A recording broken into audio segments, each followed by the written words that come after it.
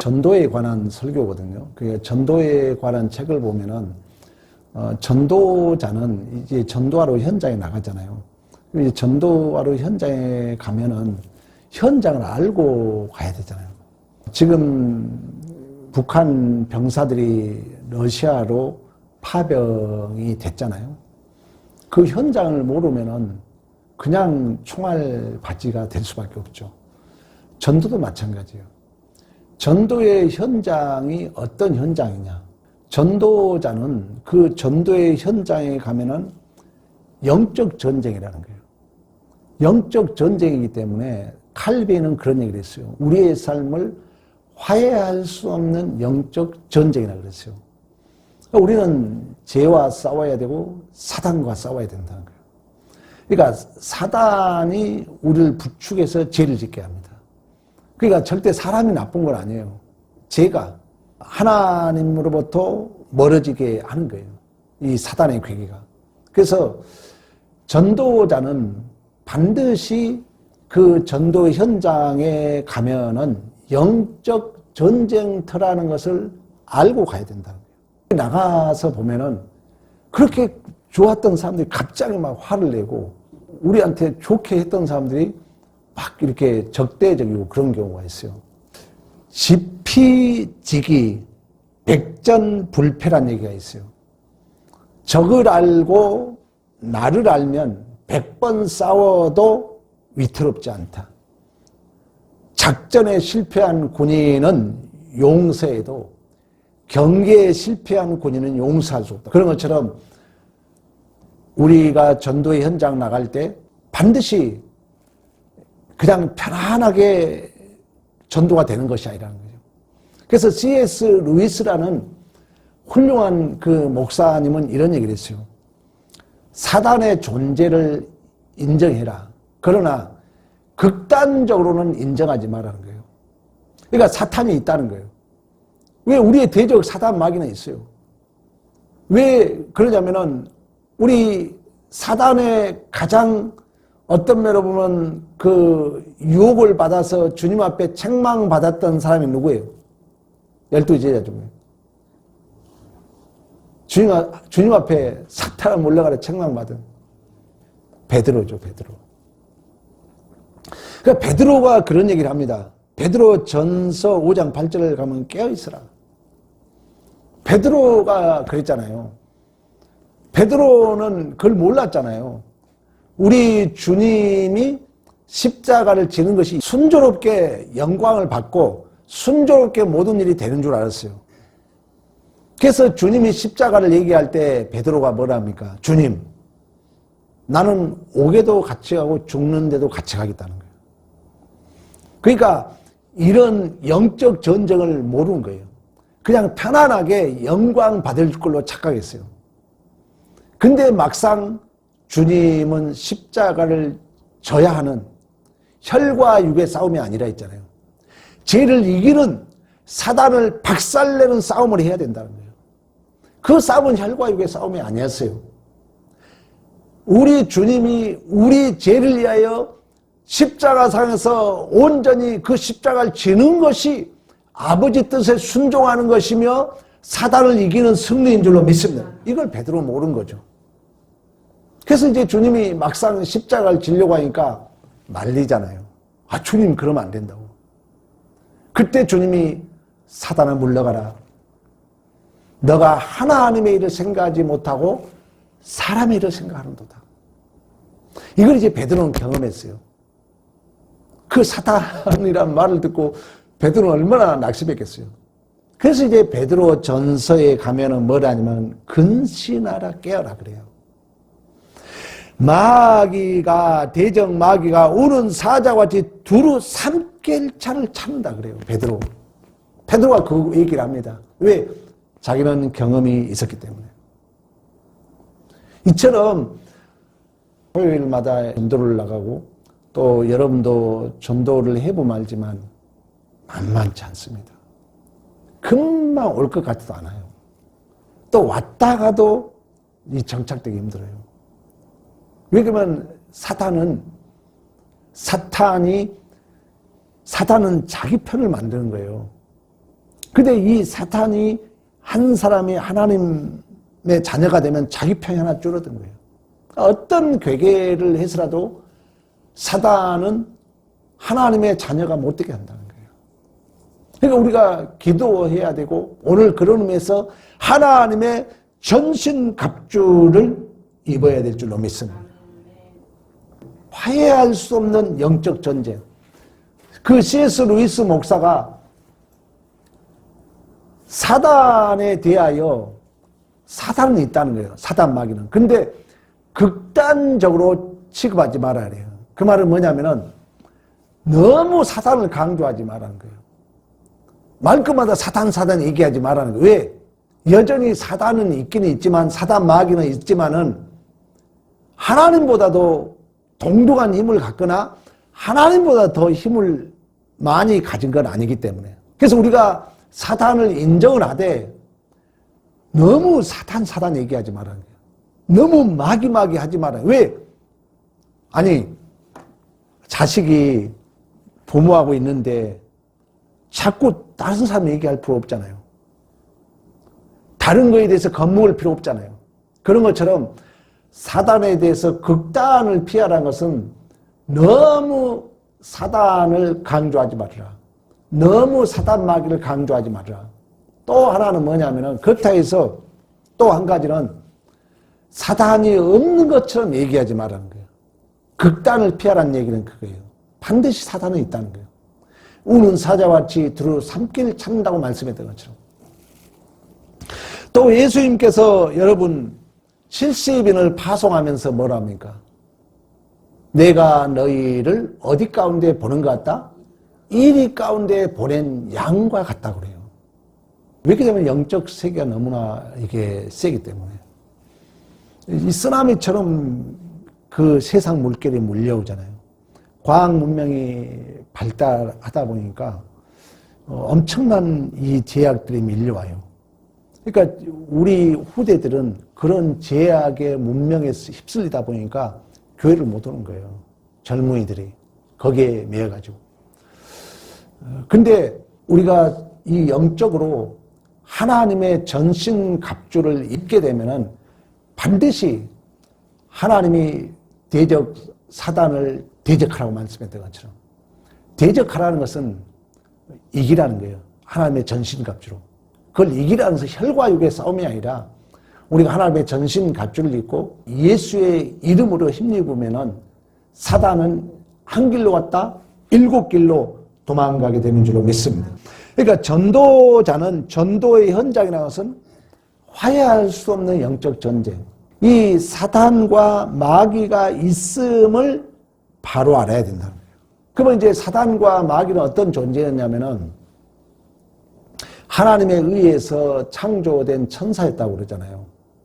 이걸 뭐 성경에는 자세히 나와 있지 않아요. 그러나 이제 학자들이 그런 얘기를 하는 거예요. 근데 이 사단은 그 습성이 뭐냐면은 자기가 자신을 높이고 하나님하고 동등하고 싶은 거예요. 우리가 선악과 공부 얘기했잖아요. 하나님이 모든 것의 주인이잖아요. 선과 악의 주체가 하나님이란 거예요. 근데 사단은 우리가 사단의 유혹을 받으면 나도 하나님같이 되고잖아요. 너희가 이 선악과를 따면 눈이 밝아져서 하나님같이 됨을 하나님이 알 것이다. 그래서 너희들을 보고 선악과를 따먹지 말겠다고 사탄이 꼬드기잖아요. 그러니까 사단은 원래 하나님의 종으로 천사로 창조되었는데 하나님과 동등되고자 하는 이 교만. 그래서 하나님을 반역한 거예요. 그러면 지옥은 뭐냐면은 그 사단을 가두기에 만들어 놓은 것이 지옥입니다. 그러면 이제 마귀란 뜻은 뭐냐면은 디아볼로스라 해가지고 마귀가 하는 일은 성경에 나와 있어요. 마귀 하는 일은 뭘까요? 고소자입니다. 첫째 고소자. 그러니까 법정 용어인데 재판장이 주님이잖아요. 우리 주님이 만왕의 왕. 그 우리는 죄인이었어요. 그러면 기소한다 그러잖아요. 죄를 기소한 자는 누구예요? 검사예요. 그러니까 죄를 자꾸 이제 재판장에게 기소한다는 것은 이러이러한 죄가 있습니다 하고 고소한 거예요. 쉽게 말하면. 이걸 사단이 그렇다는 거예요. 사단을 그래서 성경은 뭐라 하냐면 고발자, 고소자, 비방자, 반대자, 중상자, 악한 속성을 사단 마귀라고 그래요. 마귀. 그래서 우리 한번 찾아볼까요? 계시록 12장 한번 가보면 돼요. 7절부터 볼까요? 하늘에 전쟁이 있으니 미가엘과 그 사자들이 용과 더불어 싸울세 용과 그 사자들도 싸우나 이기지 못하여 다시 하늘에서 그들이 있을 곳을 얻지 못한지라. 큰 용이 내쫓기니 옛뱀 곧 마귀라고도 하고 사단이라고도 하며 온 천하를 꿰는 자라. 그가 땅으로 쫓기니 그의 사자들도 그와 함께 쫓기니라. 내가 또 들으니 하늘에 큰 음성이 있어 이르되 이제 우리 하나님의 구원과 능력과 나라와 또 그의 그리스도의 권세가 나타났으니 우리에게 들은 우리 형제들을 참수하던 자 곧 우리 하나님 앞에서 밤낮 참수하던 자가 쫓겨났고. 아멘. 이게 뭔 얘기냐면은 계시록은 이 하나님 나라에 대한 내용을 이 땅의 문자로 표현하고 있는 거예요. 하나님 나라가 시공간적으로 완성되지 않았잖아요. 그러면 이 사탄이 하늘에서 있을 곳이 없었다는 거예요. 그 말은 하나의 어떤 비유적인 말인데 왜 예수님이 우리 죄값을 완전히 치러버렸어요. 그리고 우리는 죽어서 살았어요. 죽어본 거예요. 그 검사들이 죄를 이렇게 기소하려 했는데 사람이 죽어버리면 기소가 중지되는 거예요. 그 사람이 죄인을 이 검사가 수사를 하다가 죽으면 그걸로서 수사 중단이에요. 더 이상 검사가 할 일이 없는 거예요. 그러니까 이 하늘에서 있을 곳이 없단 말은 영적 표현인데 우리 주님이 우리 죄를 치러서 우리도 같이 죽어버렸다는 거예요. 이 여러분 영적으로 이해가죠? 예수님께서 우리의 죄값을 치르면 우리가 죽어본 거예요. 같이 죄에 대해서. 그러니까 사단이 더 이상 공소시효가 끝나본 거예요. 더 이상 사단은 참소해야 되는데 여기 죄인입니다. 이 죄 있습니다. 이렇습니다. 해야 되는데 하나님 예수님과 이 죄인이 같이 죽어버렸다는 거예요. 그러니까 이제 이 사탄이 그 천상에서는 할 일이 없단 말이나 있을 곳이 없단 말이나 똑같은 얘기예요. 그래서 이 사단이 어디로 쫓김을 당했다고요? 이 땅에 쫓김을 당한 거예요. 그러면 이 땅에 쫓김을 당해서 그래서 이제 구원이 삼중시대라고 얘기하는 거예요. 이미 천상에 우리가 카이로스 시간 속에 완료됐는데 아직 이 크로스 시간 속에서는 우리가 완전히 죽었어요? 안 죽었어요? 아직 안 죽었잖아요. 예수와 함께 죽고 우리가 새롭게 태어났지만 아직 우리는 이 종말에 오지 않았잖아요. 그래서 사단도 마찬가지로 이 천상에서는 예수와 우리와 함께 죽어버렸기 때문에 더 이상 검사가 고발할 건덕지가 없는 거예요. 있을 곳이 없는 거예요. 공소시효가 끝나 할 일이 없는 거예요. 그걸 쉽게 말하면 권세가 끝났다는 거예요. 신앙생활도 우리가 화가 나고 옆에 사람들이 우리를 자꾸 건드리는 이유는 뭐냐? 내가 죽었습니다만 못 건드려요. 내가 살아있으니까 내 자존심을 가차가차 건들고 우리를 혈기나게 해가지고 죄를 짓게 하는 거예요. 내가 죽어버렸으면 사단이 우리한테 할 일이 없거든요. 근데 우리는 이 땅에 아직 안 죽었기 때문에 사단이 이쪽으로 쫓김을 당했다. 영적 표현이 그래요. 계시록이. 그래서 자꾸 우리를 참소, 고발자가 누구라고요? 사단, 마귀라는 거예요. 이 사단을 또 뭐라고 표현하냐 하면은 앱뱀, 용, 음녀, 짐승이라고 표현합니다. 이제 13장으로 한번 가봅니다. 계시록. 우리 방금 봤던 내용이죠. 13장 1절에 보면 바다에서 한 짐승이 나온다.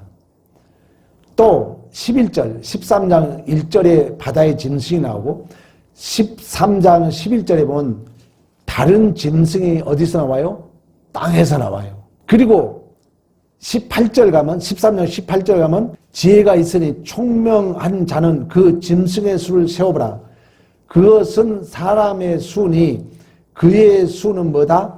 666이다 그러는 거예요. 이 사탄은 하는 일이 뭐라고요? 참소자, 고발자라는 거예요. 근데 우리가 죽어버리면은 사단도 할 일이 없는 거예요. 그러니까 하나님은 자꾸 우리를 참소자, 고발자로 잠시 허용해놔요. 사단이 여러분 욥기를 보았던 것처럼 자꾸 이유와 조건을 가지고 욥을 건들잖아요. 그래서 이유와 조건을 자주 빼앗아갑니다. 욥의 신앙은 뭐예요? 이유 때문에 하나님을 믿는 게 아니라는 거예요. 하나님을 믿는 것이 이 세상 어떤 조건 때문에 하나님을 믿는 게 아니라는 거예요. 어떤 근거가 하나님을 믿는 게 아니라는 거예요. 하나님은 그가 우리 하나님이고 그가 우리 죄를 위하여 이미 값을 치렀고 하나님이 우리에게 믿음도 선물이야 그러잖아요. 그러니까 그 믿음은 하나님을 아는 거예요. 그러니까 욥이 사단과 시험 속에서 사단은 자꾸 욥을 어떻게 고발하냐면 하나님과 사단이 욥을 하나님 앞에 고발한 이유는 욥의 믿음이 좋은 것은 조건이 있어 좋을 거라는 거예요. 그래서 하나님이 뭐라고 합니까? 아니야.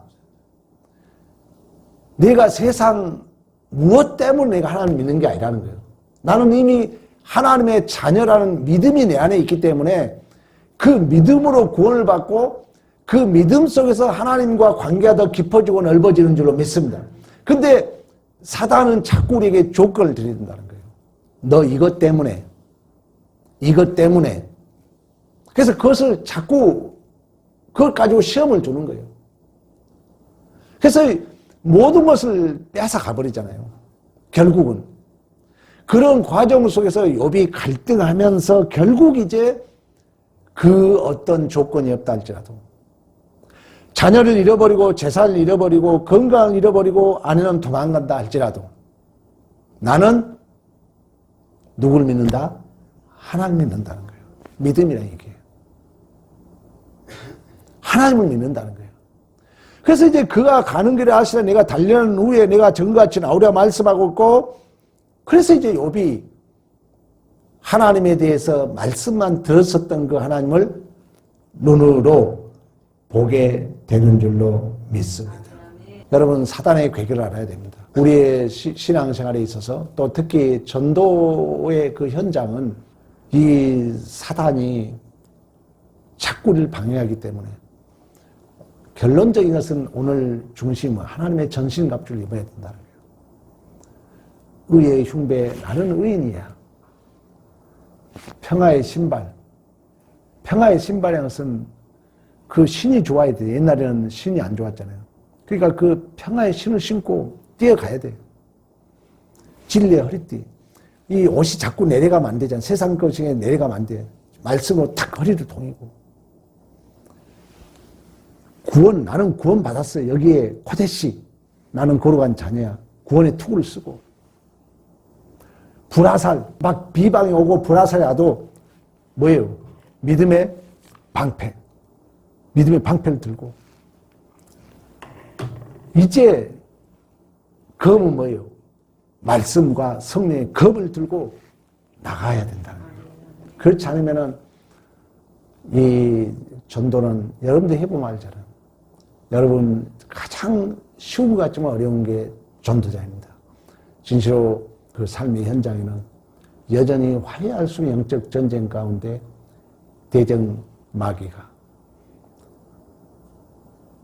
우리를 자꾸 유혹하고 시험해서 하나님의 일을 방해한다는 이 사실을 알고 우리는 영적 무장을 해야 될 줄로 믿습니다. 이러한 믿음의 승리가 있기를 간절히 축복합니다.